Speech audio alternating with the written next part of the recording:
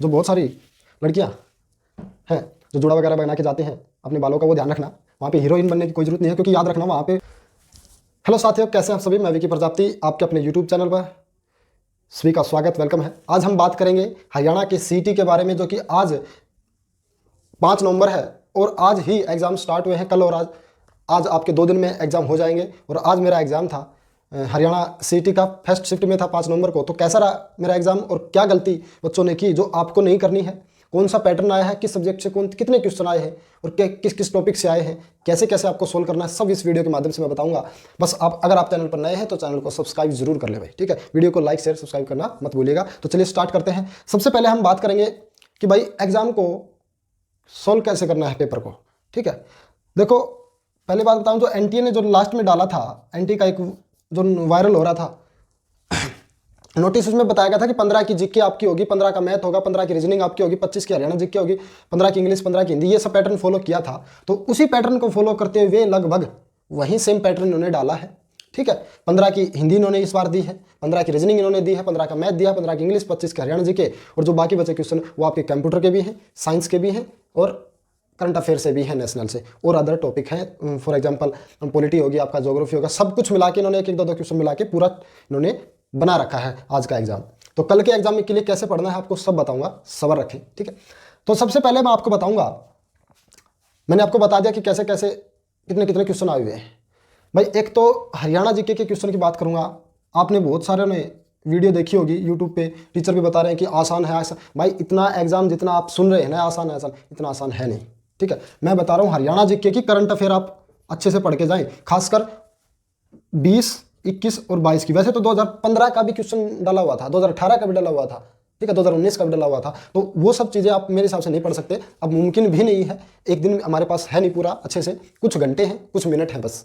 तो 2020, 21 और 22 के इंपॉर्टेंट क्वेश्चन आपको पढ़ के जाने हैं। हरियाणा करंट अफेयर से 5 से 6 क्वेश्चन भी आ रहे हैं, ठीक है, याद रखना। ये वीडियो मैं आपको बताता हूँ, जो आपका करंट अफेयर का दयाल वाला चैनल है उस पर देख लो, एक 20, 21, 22 की एक वीडियो बना रखी है, उसमें 1.5-2 घंटे की है, वो आप जल्दी से देख ले। वहाँ से आपके 4-5 क्वेश्चन क्या पता हो जाएंगे। और याद रखना कि भाई हरियाणा के जो करंट अफेयर है वो डाटा जो है ना वो एग्जैक्ट याद रखना। हरियाणा का कोई भी, जब आप अगर आप रिवीजन फास्ट कर रहे हैं, रात को, कल का आपका एग्जाम है, आप रात को अपना रिवीजन करेंगे हरियाणा जीके का या करंट अफेयर का, तो डाटा को एग्जैक्ट याद करना, क्योंकि डाटा से बहुत सारे क्वेश्चन आए हुए हैं। ये भी पूछा गया है कि 2022 में अब तक कितने घरों में बिजली पहुंच चुकी है, ठीक है, 24 घंटे कितने गाँव में बिजली पहुंच चुकी है, ये भी क्वेश्चन था। दोनों क्वेश्चन दिए गए हैं और दोनों एग्जैक्ट डाटा पूछा गया है, ऐसे ऐसे करके भाई, ठीक है, बिल्कुल एग्जैक्ट डाटा आपसे पूछा गया। तो डाटा को याद रखें, चाहे वो नेशनल करंट अफेयर में, चाहे हरियाणा करंट अफेयर में, याद रखना भाई। फिर आपको एग्जाम हॉल की मैं बात बताता हूँ, एग्जाम सेंटर की। जब आप एग्जाम सेंटर पर जाएं तो भाई ना तो आपको पैसे अंदर लेके जाने हैं, ना रुमाल, कुछ भी अंदर नहीं लेके जाने दे रहे। दूसरी बात, जब आप जो हम अब तक हरियाणा के जो एसएससी है वो एग्जाम ले रही थी तो कैंडिडेट कॉपी देती थी ओएमआर की। तो इस बार एनटीए ने क्या किया है, एनटीए ने कैंडिडेट कॉपी नहीं दी है। अब वो मुझे नहीं पता भाई किस तरीके से आपका एग्जाम आपको बताएगी कि भाई आपको डाउट कैसे क्लियर करना है, आप आंसर की कैसे डालेगी, मुझे कुछ नहीं पता अभी इसके बारे में। जैसे ही कोई खबर आएगी मैं वीडियो आपके लिए बना दूंगा। तो उन्होंने कैंडिडेट कॉपी नहीं दी है, एक ही ओरिजिनल कॉपी थी, वो उन्होंने अपने पास रख ली है। फिर आती है, मैंने आपको बताया था बाईलैंग्वेज आपका क्वेश्चन पेपर आएगा। दूसरा एक सबसे इंपॉर्टेंट बात है रीजनिंग और मैथ। भाई ये कितने कितने क्वेश्चन के 15-15 क्वेश्चन इसमें आए हैं, 15-15 नंबर के आए हुए हैं। तो याद रखना सबसे ज़्यादा, मैंने बाहर जब एग्जाम हुआ सब बच्चों का जब बाहर निकले तो मैंने बहुत सारे बच्चों को बोलते हुए सुना कि यार हमारा एग्ज़ाम जो था वो पूरा नहीं हो पाया, हम 100 क्वेश्चन तक पहुंच ही नहीं पाए। कारण क्या था, क्योंकि जो 15-15 नंबर के तो मैथ और हिंदी ये रीजनिंग कर दी, जो कि पहले 7-8 के आते थे, 7-8 का ये आता था, अब 7-8 दोनों में बढ़ गए, तो 15 क्वेश्चन मैं कह सकता हूँ अप्रोक्स बढ़ चुके हैं। तो उन 15 क्वेश्चन के कारण हमारे पास सिर्फ और सिर्फ 15 मिनट बढ़ी है। तो 15 मिनट बढ़ी है, 15 क्वेश्चन मैं कहूँगा कम बढ़ी है। तो इसमें बच्चे ज़्यादा टाइम ले रहे हैं, और इसमें रीजनिंग में और मैथ में जब आप टाइम लेंगे तो बाकी जो क्वेश्चन होंगे, जो हो सकता है हरियाणा जी के लास्ट में बहुत सारे बच्चों के साथ हुआ है, एग्जाम के में क्वेश्चन आ रहे थे हरियाणा जी के, उनको आते थे, परंतु वो यहाँ पे टाइम खपत की, ठीक है। एनटीए वाले ने जो रीजनिंग मैथ था वो बीच में डाला, इसलिए बीच में डाला जाता है, लास्ट में कभी नहीं डालता, क्योंकि उन्हें पता है इसमें टाइम की खपत करेंगे। फिर जो आसान क्वेश्चन है वो लास्ट में डाल देते हैं और वो लगभग बच्चों को आते हैं, तो वहाँ तक बच्चे पहुँच नहीं पाते। तो यहाँ पे आपको ऐसा नहीं करना है, अटेम्प्ट आपको पूरा करना है। कैसे करना है मैं आपको बताता हूँ। 2 राउंड होता है, 2 राउंड अटेम्प्टेशन।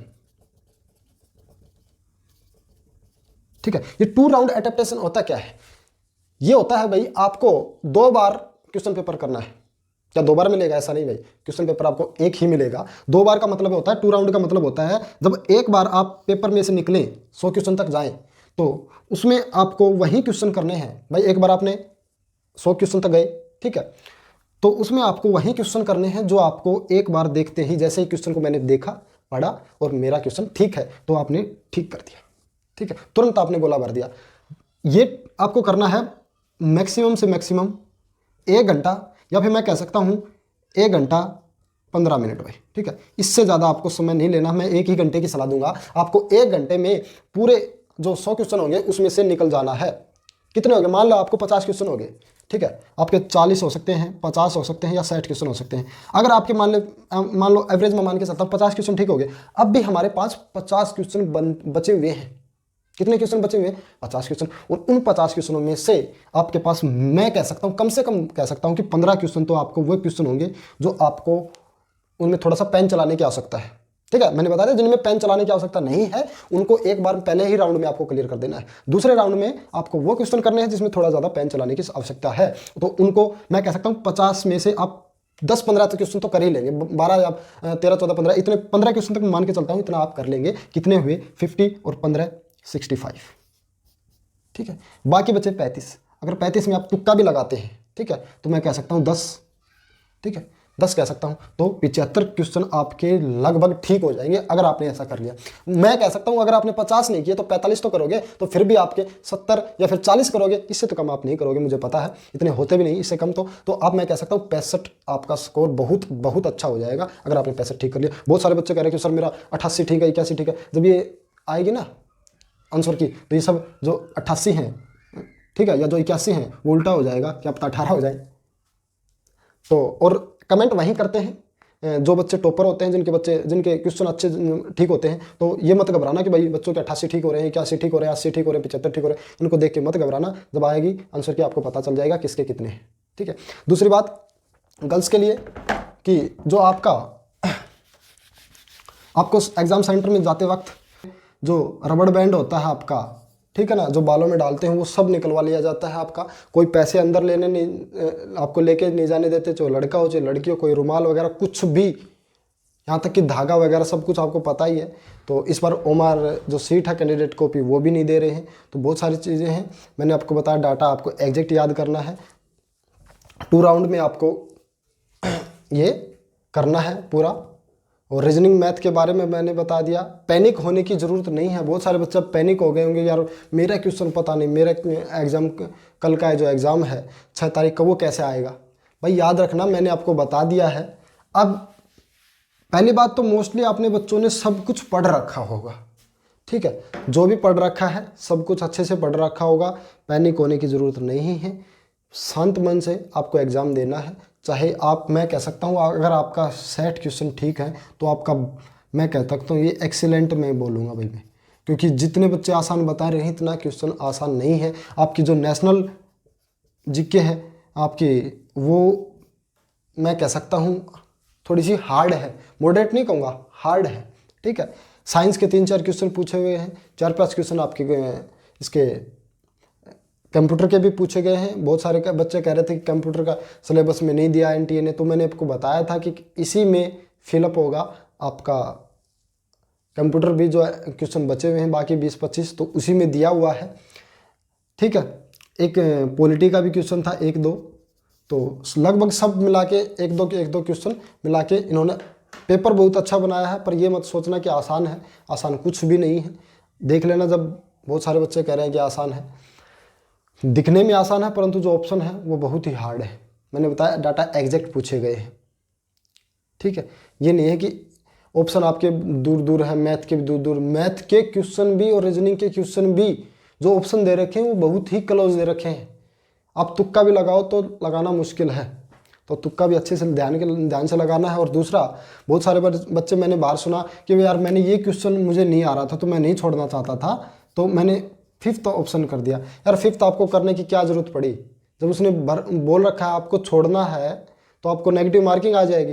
तो आप इन्हीं में से कर दो ना 1 से 4 तक, क्या पता आपका तुक्का लग जाए। नेगेटिव मार्किंग तो है नहीं, क्या भाई अगर आपने गलत कर दिया तो नेगेटिव हो जाएगा, ऐसा कुछ नहीं है। आपको मैं कहता हूँ फिफ्थ ऑप्शन की आपको कोई ज़रूरत ही नहीं है। आपको इन्हीं 1 से 4 में से आपको ऑप्शन फिल करना है, क्या पता वह है ठीक हो जाए, आपका 1 नंबर बन जाए। तो यही बातें मैं सब बताना चाहता था, जो बातें मैंने बताई कि कैसे आपको पेपर करना है, क्या क्या चीज़ें लेके जानी है, क्या क्या नहीं लेके जानी है, किस किस सब्जेक्ट के किस किस टॉपिक के कितने क्वेश्चन आए, वो सब आपको ध्यान रखना है।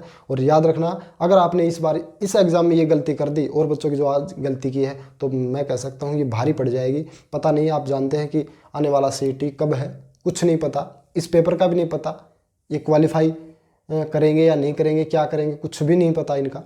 तो ध्यान से आराम से पेपर देंगे। धन्यवाद, मिलते हैं नेक्स्ट वीडियो में, तब तक के लिए सभी का धन्यवाद। जय हिंद।